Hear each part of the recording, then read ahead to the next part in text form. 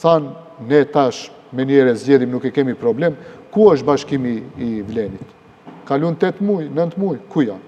Председателот на Алијанса за албанците Армен Таравари, кој порано беше дел од Влен, вели дека оваа коалиција не може да обстане обединета и не може да се стопи во една партија. Ky është projekt kështu si funksionon me short, kush bëhet drejtor.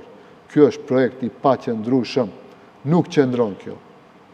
Ja, mund të jem gabim, mund nesër ndodhe që të bashkohen edhe të bëhen një parti.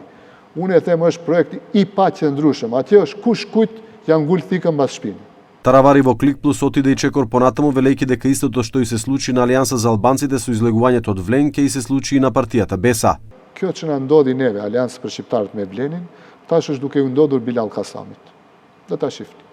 Ju kur u larguat, thatë që po e braktishi Vlenin për shkak listave të cilët i duat të janë të posaçme. Ajo ishte... Më pasi patët të bashkë me Dëgjoj, nuk është ashtu.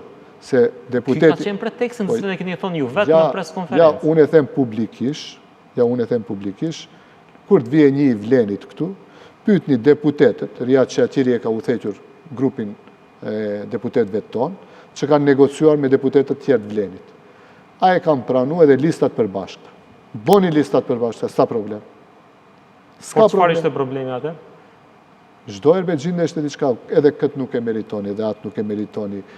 Kishte obstruksionet lloj-llojshme. Таравари исто така рече дека бил разочаран од Влени поради фактот што многу луѓе од ДУИ се приближувале до коалицијата, спомнувајќи ги Невзат Бејта и Рамис Мерко.